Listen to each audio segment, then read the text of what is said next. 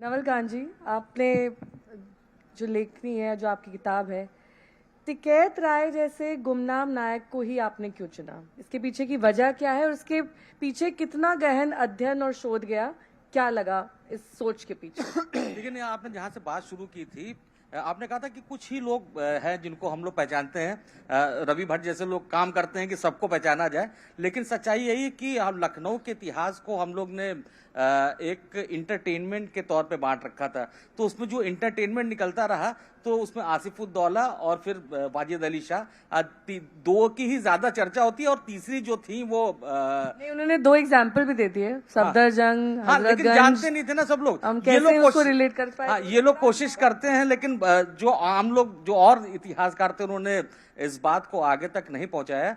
अब आप देखिए ना कि तीसरा कैरेक्टर जो है वो उमराव जान है। उमराव जान को सब लोग जानते हैं, और टिकैत राय पूछे तो बहुत कम लोग जाते हैं, जैसे मीर तक ज्यादातर क्योंकि लोग सोचते हैं कि वो मुगल ही थे और उसमें से कोई हिंदू नहीं था। टिकैत राय मेरे हिसाब से आपने इसलिए भी चुना होगा क्योंकि एक तो गुमनाम शख्सियत है। हाँ, नहीं, मैं आपको बताता हूँ। टिकैत राय मैंने ऐसे सुना कि एक यहाँ पे इलाका है टिकैत राय तालाब कॉलोनी, तो मेरा वहां पे ननिहाल हुआ करता था। बचपन से ही मैं वहां जाता था, तो पूछता था टिकैत राय कौन है, तो नानी और मामा बताते, कोई बड़े आदमी थे। बात आई गई होगी, जब मैं थोड़ा बड़ा होने लगा तब मैंने अपने पिताजी से पूछा कि ये टिकैत राय कौन है, तो उनको भी बहुत ज्यादा नहीं पता था। फिर उन्होंने, उर्दू के बहुत माहिर थे मेरे पिताजी, तो उन्होंने उर्दू की तमाम किताबों से देखा और बताया कि टिकैत राय तो बहुत बड़े कैरेक्टर थे। अब आप सोचिए ना, टिकैत राय ने क्या क्या काम किया, टिकैत राय को हम लोग को क्यों जानना चाहिए। मैं आपसे कहूं कि लखनऊ की बात करूं, लखनऊ में एक राजा बाजार है, वो राजा टिकैत राय ने बनाया है ना। इसी तरह जो खास की इतवार बाजार है, वो टिकैत राय ने शुरू कराई। जो चिकन की बाजार के रूप में स्थापित के, पहले नवाबों तक चिकन पहुंचता था, उसको बाजार में आम लोगों तक पहुंचाया, वो टिकैत राय थे।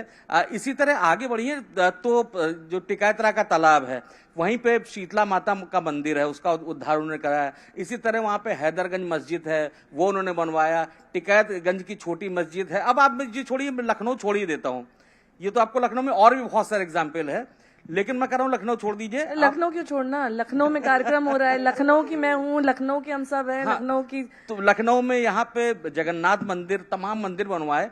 इसके अलावा टिकैतगंज और टिकैत नगर नाम के जो मोहल्ले हैं, वो लखनऊ में है, काकोरी में है, बदायूं में है, कोलकाता में है, बाराबंकी में है।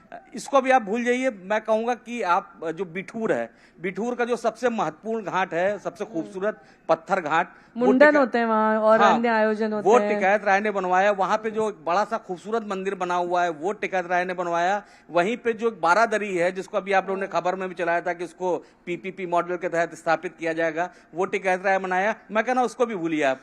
उसके आगे बढ़िए तो डलमऊ रायबरेली में वहां का जो घाट है, वो टिकैत राय बनाया। वहां संस्कृत पाठशाला बनवाई। 108 मंदिर, शिव मंदिर टिकैत राय ने बनवाए।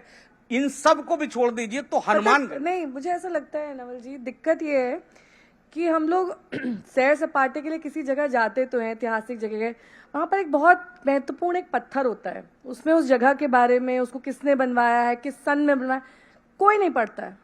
वहां सिर्फ सेल्फी पॉइंट बने रहे हुए हैं और वहां सिर्फ लोग पिक्चर खिंचाने, इंस्टाग्राम पर डालने, अलग अलग सोशल मीडिया। अब ये वो दौर है, अब कोई नहीं पढ़ेगा बिल्कुल, कि कहाँ रायबरेली में आप गए थे, कहाँ गए थे। वो सब वो जो जोड़े हैं वो वहाँ फोटो खिंचाएंगे, वैलेंटाइन डे कल ही गया है, वहां बैठ के वो आइसक्रीम खाएंगे, लेकिन किसी को मालूम नहीं होगा कि वो किसका है और किसने बनवाया। बिल्कुल नेहा, इसी तरह मैं बता रहा हूं कि जो हनुमानगढ़ी अयोध्या की है, वो भी राजा टिकैत राय ने बनवाई। तो जिस व्यक्ति ने इतना काम किया, और वो गंगा जमुनी तहजीब जो कही जाती है ना, जिसको पॉलिटिकली भी बहुत इस्तेमाल होता है, वो गंगा जो अवध का इलाका था, वो गंगा जमुना के दोआब पे था। और यहीं से जो गंगा जमुनी तहजीब शब्द निकला है, जिनका जिक्र किया रवि जी ने, सफदरजंग, नवाब सफदरजंग ने 52 बीघा जमीन हनुमानगढ़ी के लिए दान दी थी। मेरे ख्याल से बहुत कम लोग को पता होगा कि इतनी जो मेन जमीन है वो उन्होंने दान की थी, किसी को पता ही नहीं है। तो जो गंगा जमुनी तहजीब वहां से शुरू हुई, अब तक ये माना जाता है कि वो तो पहले के शासकों के बारे में प्रसिद्ध था कि वो सभी धर्मों को मानते थे। अकबर के बारे में भी यही था कि वो सभी धर्मों को मानता था, सभी धर्म की रानियां थी। शिया नवाबों ने जो काम किया है, उनसे बड़ा सेकुलरिज्म के लिए काम पूरी दुनिया में खासतौर से इस्लाम के मानने वालों ने नहीं किया है। तो वो अद्भुत काम किया था। और मैं ये भी कह रहा हूँ कि जो राजा टिकैत राय ने जितने काम करवाए, जितने मंदिर बनवाए, वो आसिफउद्दौला के दौर में बनवाए थे। तो जाहिर सी बात है कि आसिफउद्दौला की स्वीकृति थी तब बनवाए थे। तो चर्चा हम लोग की वही चल रही है कि जो बहुत सारे लोग हैं, जैसे मीर तकी मीर का नाम इन्होंने लिया। अब मीर तकी मीर जिसके बारे में गालिब कहते थे कि एक तुम ही नहीं हो रेख्ता के उस्ताद गालिब, कहते हैं एक दौर में मीर हुआ करता था। तो जिस आदमी की इतनी बड़ी इज्जत हो, वो लखनऊ में अपने जीवन के अंतिम 28 साल काटता है और उसकी लखनऊ में मजार तक नहीं है। हुआ ये कि जहां पे उसका दफनाया गया था वहां पे अब इस समय सिटी स्टेशन है, बीच में कहीं पटरियों के बीच में मजार रही होगी, वो भी गायब हो गई होगी। तो कहा जाता ना कि मीर की जो मीर कहता रहता है ना कि क्या कहते हैं, आहिस्ता बोलो, अभी कहते कहते सो गया है। तो वो पटरियों में इंजनों की आवाज के बीच में फंस गए। मीर तकी मीर का एक बहुत अच्छा किस्सा मैं आपसे शेयर करना चाहूंगा कि जब दिल्ली में वहां पे जब मुगलों के हालात बहुत खराब हुए, पैसा बहुत कम हो गया, तो आसिफउद्दौला ने अपनी राजधानी लखनऊ शिफ्ट कर ली थी। उस दौर में आसिफउद्दौला चाहते थे कि ये सबसे बड़ा मरकज बन जाए, सबसे बड़ा स्टेशन बन जाए, जहां सबसे बड़े बड़े शायर हों, जहां बड़ी बड़ी इमारतें हों, पूरी दुनिया की बड़ी इमारतों जैसी यहाँ इमारतें हों। तो मीर तकी मीर को लगा कि हम भी लखनऊ चले। तो जब वो लखनऊ पहले दिन आए यहाँ पे, तो उसी दिन उनको पता चला कि एक मुशायरा है। तो मुशायरे में मीर तकी मीर गए, लेकिन अब मीर तकी मीर दिल्ली वाले थे, तो वो अपने दिल्ली के अंदाज में थे। वो एक कपड़ा पहने थे, वो पैरहन जैसा था, मतलब ऊपर से लेके बॉटम तक एक ही कपड़ा। जूते ऐसे थे कि नोक उठी हुई थी, वो कपड़े को छू रही थी। अंदर एक पैजामा था, वो दिख नहीं रहा था। एक बेल्ट बांधे थे, उसमें एक रुमाल फंसाए हुए थे।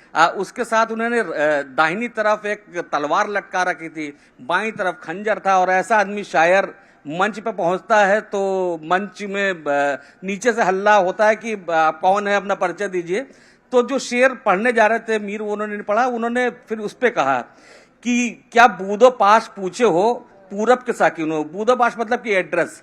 क्या बूदो पास पूछे हो पूरब के साकिनों, हमको गरीब जान के हंस हंस पुकार के।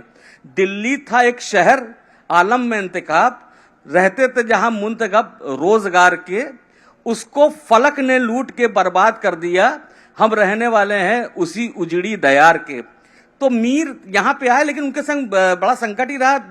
पहली बार जब उनकी टिकैत राय ने फिक्स कराई मुलाकात नवाब के संग, तो जब वो नवाब से मिलने का, मीर जो है अपने थोड़ा मूडी स्वभाव के थे, नवाब उस समय मुर्गे लड़ा रहे थे, तो पहली मुलाकात ही उनकी खराब हो गई। खैर उसके बाद उनको तो पैसे की जरूरत थी, उनको फिर एक बढ़िया घर दिया आसिफउद्दौला ने, वजीफा फिक्स किया उनके लिए। अब वो जो आसिफउद्दौला शेर सुनने के लिए जब बुलाते थे मीर को, तो वो जब वो मछली मारने जाते थे तब वो बुलाते थे। और फिर उसके बाद एक जगह जो शीश महल है वहां पे आके मछलियों से खेलते थे। उनकी आसिफउद्दौला की मछली भी बड़ी वीआईपी टाइप की होती थी। उनकी जो है सोने की नथ पहनी हुई मछली होती थी उनकी। हाँ, ये क्या भला है? मतलब जो मछली डाली जाती थी उनको सोने की नथ अच्छा, पहनाई नथ जाती पहनाने से उसके बाद फिर क्योंकि उसको- नवाब साहब की मछली है, तो वो उसी में तैरती। तो वो डंडी से अपना खेलते रहते थे। एक बार मीर साहब शेर सुना रहे थे, और शेर सुनाते सुनाते तीन चार शेर हुए तो रुक गए। तो नवाब साहब ने कहा कि आप आगे सुनाइए। तो उन्होंने कहा हुजूर की तवज्जो मिले तो आगे सुनाए। तो कहे कि जब शेर में दम होगा तो तवज्जो भी दी जाएगी। तो उसके बाद से आसिफउद्दौला के पास आना जाना कम हो गया। और जब तक टिकैत राय थे मीर का वजीफा जारी रहा। लेकिन हुआ यह कि मीर को उस समय तो लोगों ने स्वीकार नहीं किया, क्योंकि जो बादशाह होता था उसी की चलती थी, और बादशाह को जो नहीं पसंद है तो उसकी चर्चा नहीं होती थी। लेकिन अब आज के दौर में तो सबको पता रहना चाहिए ना कि गालिब जिसकी इज्जत करते थे वो मीर लखनऊ में अपना जीवन अंतिम समय गुजारा। इतिहास तो कहीं ना कहीं अगर आप जैसे लोग ना हो तो कहीं दब जाएगा, कहीं कुचल जाएगा। क्योंकि आजकल बहुत सारी जो मैं युवाओं को देखती हूँ, किसी का इतिहास में इंटरेस्ट नहीं है। अब यूट्यूबर्स की जमाना है, और उसका भी जो कंटेंट होता है वो तो आपने देख ही लिया होगा आजकल क्या चल रहा है। तो उसका कोई माई बाप नहीं है। तो इतिहास अगर आप जैसे लोग ना हो तो जिंदा भी ना रहे।